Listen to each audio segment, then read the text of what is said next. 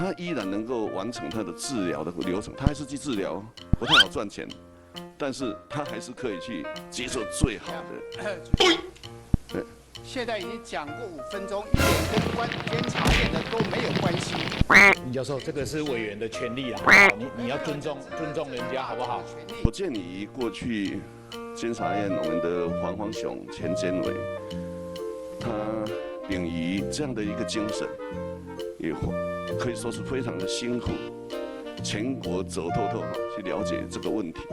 当然也提出了很多很宝贵的建议。那真的是大大小小的医院到诊所，他都去了解了哈，所以这样的一个努力的成果哈，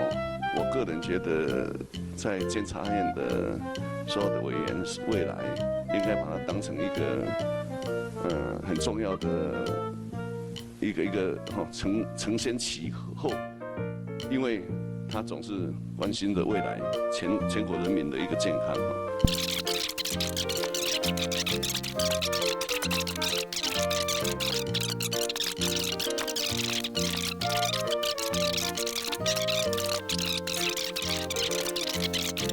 一个中年的妈妈，她因为丈夫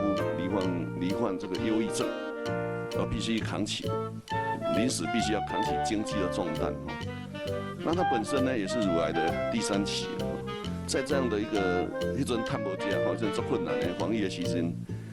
她依然能够完成她的治疗的流程，她还是去治疗，不太好赚钱，但是她还是可以去接受最好的。现在已经讲过5分钟，一点跟监察院的都没有关系。林教授，这个是委员的权利啦，你要尊重人家，好不好？是林教授，审查会是针对监察。林教授，你这个是委员的权利啦，好不好？我请他自重。都在讲这个东西跟监察委员没有关系，主席应该要表示一下态度。不，这是委员的权利，好不好？我再一次跟林教授说明，请你尊重，好不好？来听这个公听会。那个委员请继续发言。我的时间先，如果这时候中间这个时间要帮我停一下那好，那个我想我还是要说明一下，我这个黄雄监委花了那么大的功夫在处理这一块，难道没有每一个人都会生病所以我们必须要针对我觉得监察院也是要有他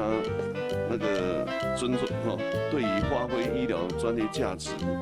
人人的关怀，我想更能够把监察权做得更实务，落实到全民的福祉在这边补充。